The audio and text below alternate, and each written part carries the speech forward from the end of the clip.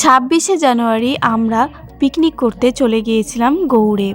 আর সকাল 8টার সময় আমরা একদম রেডি, বাস চলে এসেছিল তার আগেই। বাস আমাদের একদম ভরে গেছে, কোনো সিট আর ফাঁকা নেই।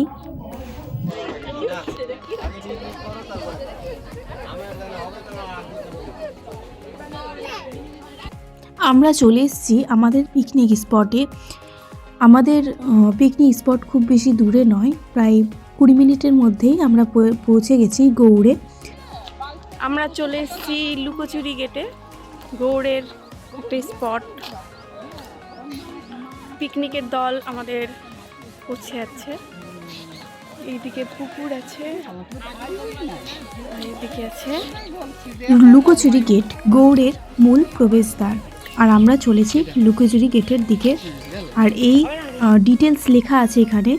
প্রায় 1655 খ্রিস্টাব্দে শাহ সুজা এই গেটটি তৈরি করেছিলেন।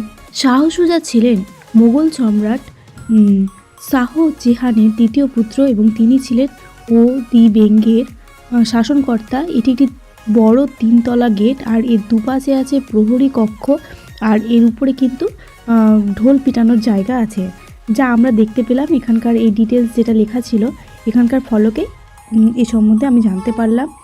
আর এটা একটা রাজকীয় প্রবেশদ্বার গৌড়ের। লুকোচুরি গেট পেরিয়ে আমরা এগিয়ে চললাম সামনের দিকে। প্রথমে আমরা চলে যাব আমাদের পিকনিক স্পটে। আর এই যে দেখতে পাচ্ছি দূর থেকে এই মসজিদটা, এটা হচ্ছে কদম রসুল মসজিদ। চলে এসেছি আমাদের পিকনিক স্পটে।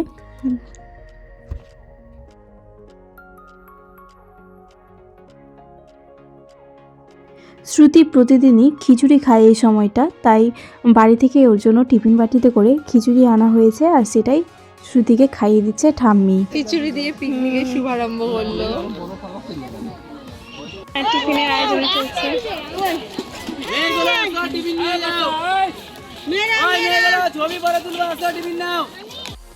টিফিনে ছিল পাউরুটি, ডিম আর মিষ্টি।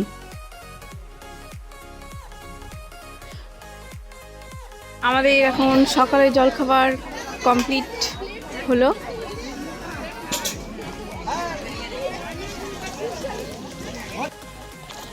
আমরা এখন যাচ্ছি গৌড়ের আরেকটি জনপ্রিয় স্পটের দিকে। আমরা চলে এসেছি গৌড়ের জনপ্রিয় স্পট ফিরোজ মিনারে।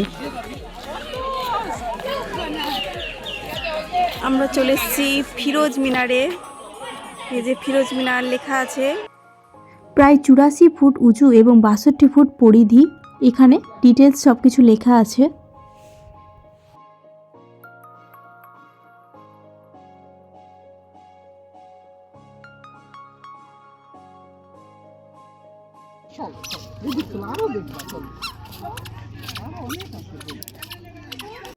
ফিরোজ মিনার দেখার পর আমরা চললাম আরেকটি গৌড়ের আরেকটি স্পটের দিকে, এবং সেটি হলো 22গাছি ওয়াল।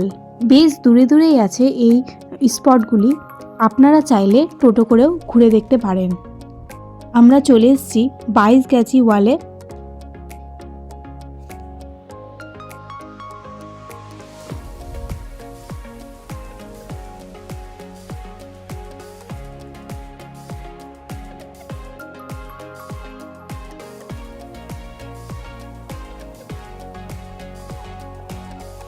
আমরা চলে এসেছি গৌড়ের 22গাছি ওয়ালের পরে।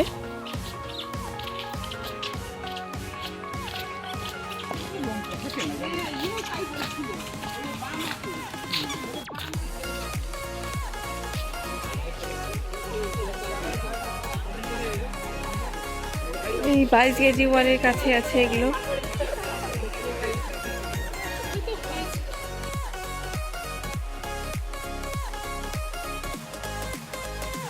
এরপর আমরা চলে এলাম গৌড়ের আরেকটি স্পট কদম রসুল মসজিদে। আমরা এখন যাচ্ছি কদম রসুল মসজিদ থেকে। আমরা চলে এসেছি কদম রসুল মসজিদে।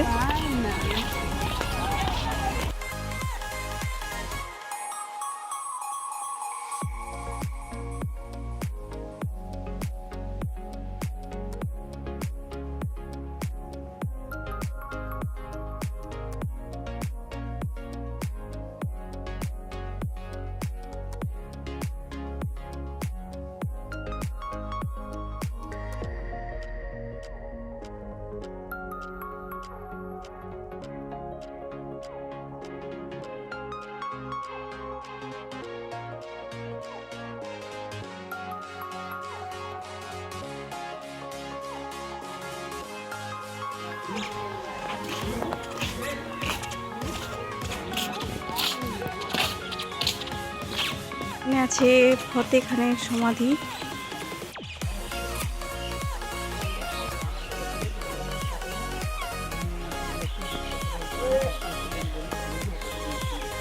কদম রসুল মসজিদ ঘুরে আমরা চলে এলাম আমাদের পিকনিকের জায়গাতে। আর আমাদের এখন রান্না চলছে, দুপুরের খাবারের আয়োজন চলছে। শ্রুতিকে আবার একটু খিচুড়ি খাওয়ানোর চেষ্টা করছিল আম্মা। এই পুকুরের মাছ দেখতে দেখতে খিচুড়ি খাওয়া। শ্রুতি সেরকম ভালো করে খিচুড়ি খায়নি, তাই ঠাম্মি আবার শ্রুতিকে একটু দুধ গুলিয়ে খাইয়ে দিচ্ছিল এই ফাঁকে।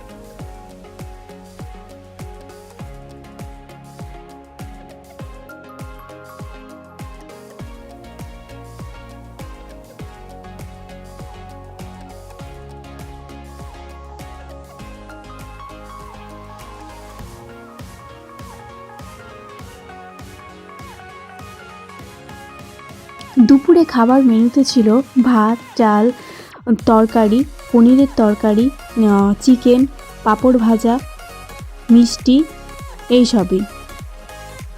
খুব ভালো হয়েছিল রান্না। আর আমাদের দুপুর 4টার মধ্যেই খাওয়া দাওয়া সব কিছু কমপ্লিট হয়ে গেছিলো। শ্রুতি ফিরোজ মিনারে ঘুরতে যাওয়ার সময় ঘুমিয়ে পড়েছিল, তাই আমরা আবার শ্রুতিকে নিয়ে গেলাম ফিরোজ মিনারে। খাওয়া দাওয়ার পর আমাদের পরেও একটা ব্যাচ বসেছিল, তাই আমরা এই ফাঁকা টাইমটাতেই চলে গেলাম ফিরোজ মিনারে। আর এরপর আমাদের বাড়ি ফেরার পালা। 4:30টার মধ্যে আমরা গাড়িতে উঠে পড়েছিলাম। আর এখানে শ্রুতির একটা দিদিও জুটে গিয়েছিল। আর এই দিদির কাজ ছাড়া একদমই হচ্ছিল না শ্রুতি, সবসময় দিদির হাত ধরেই হাঁটছিল। ব্যাস, এবার আমরা বাসে উঠে গেছি আর এরপরে আমরা বাড়ির পথে। খুব ভালো লাগলো এই পিকনিকটা।